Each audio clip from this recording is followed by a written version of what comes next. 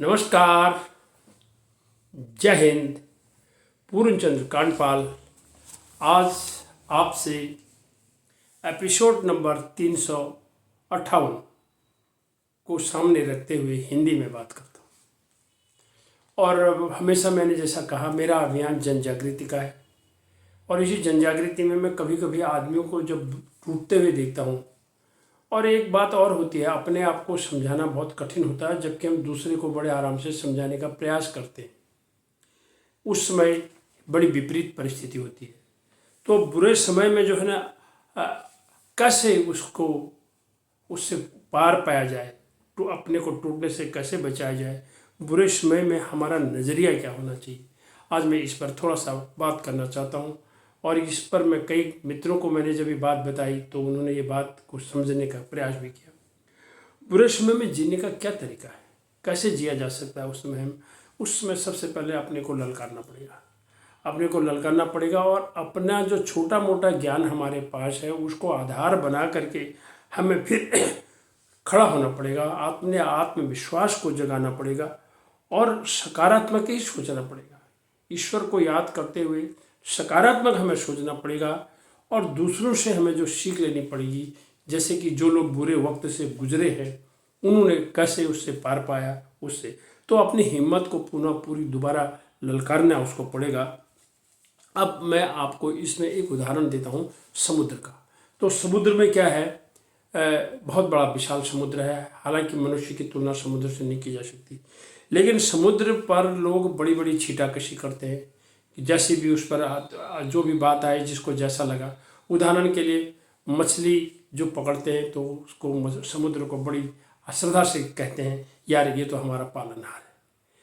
किसी वस्तु की व्यक्ति की कोई चीज़ उसमें बहते हुए चले जाती है तो वो कहता है यार समुद्र महाचोर है, इसने लहर आई और लहर में मेरा बैग ले गई, मेरा कंबल ले गई, मेरा ये सामान ले गई, ये उसने उसको चोर कह दिया जबकि उसने पालनहार कह दिया। अच्छा, उसके बाद जो है किसी को एक मोती मिल गया वहाँ से, क्योंकि समुद्र में बहुत बड़े रत्न होते हैं, तो वो तो उसको कहेगा यार समुद्र से बड़ा कोई दानी है ही नहीं, समुद्र बहुत बड़ा दानी है, तो उसने समुद्र को बड़ा दानी कह दिया।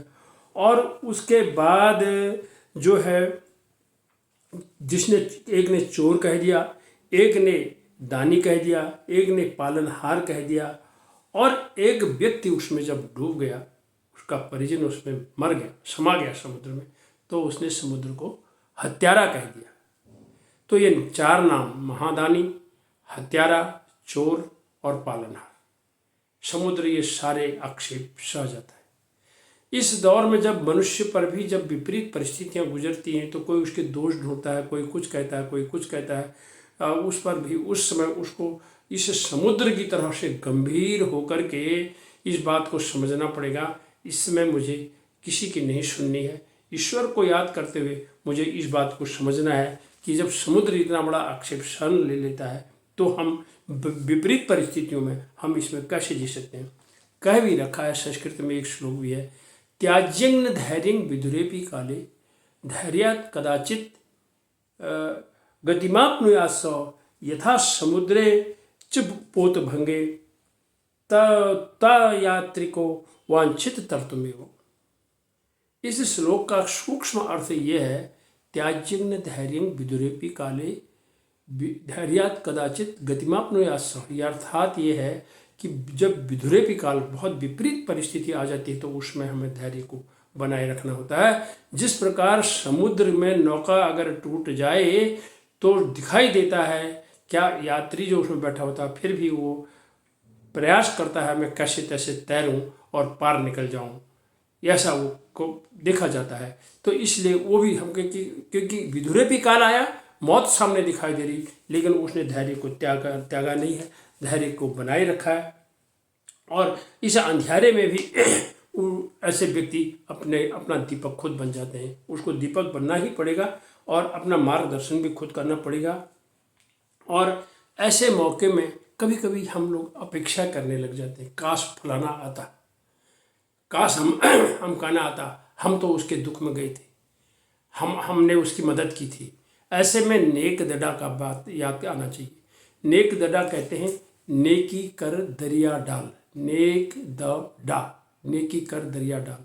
यदि आपने किसी के साथ नेकी करी, उसको दरिया में डाल दो, भूल जाओ उसको। कोई उम्मीद ही मत करो कि फलाना आएगा और फलाना आकर के जो है मेरी नैया पार लगाएगा या मुझे बचाएगा। क्योंकि अगर आप ऐसा करेंगे और वो नहीं आया, आप जो अपेक्षा है वो बेकार हो जाएगी, यानी एक्सपेक्टेशन से आपको फिर निराशा मिलेगी। तो कुल मिलाकर के मैं सिर्फ इतना कहता हूँ, यदि हमने बुरे समय में अपना नज़रिया बदल दिया, अपना सोच बदल दिया, तो हम जी सकते हैं, हम खड़े हो सकते हैं, हम टूटने से बच सकते हैं। आइए हम बुरे वक्त में, बुरे समय में, और बुरा वक्त जिस तरह अंधेरा होता है, रात आती है, दिन आता है, सुख और दुख भी इसी तरह से इंटरट्विन्ड है। इसको पहले याद रखना पड़ेगा हमेशा कि अगर हम सुख में जी रहे हैं तो दुख भी आना है, क्योंकि दिन है तो रात भी है। ये तो एक दूसरे से जुड़े हुए, ये आपस में बुने हुए हैं। तो इसलिए हमेशा यही मत करिए कि हम हमेशा खुशी रहेंगे, सुख ही हमें मिलेगा, दुख भी आएगा। उस समय टूटने से बचने का सबसे बड़ा तरीका एक और भी होता है, आप ईश्वर को याद करेंगे और ईश्वर से ये कहेंगे, जो निराकार ईश्वर है वो आपको देख रहा है, लेकिन आप उसको नहीं देख रहे हैं। आप इतना ही कहिएगा, मुझे शक्ति दो, मैं टूटने से बचना चाहता हूँ, मैं कोई एक्सपेक्टेशन नहीं कर रहा हूँ, मेरा यही नज़रिया इस समय है। इसीलिए विपरीत परिस्थितियों में भी धैर्य को मत छोड़िए। इन्हीं शब्दों के साथ धन्यवाद, नमस्कार।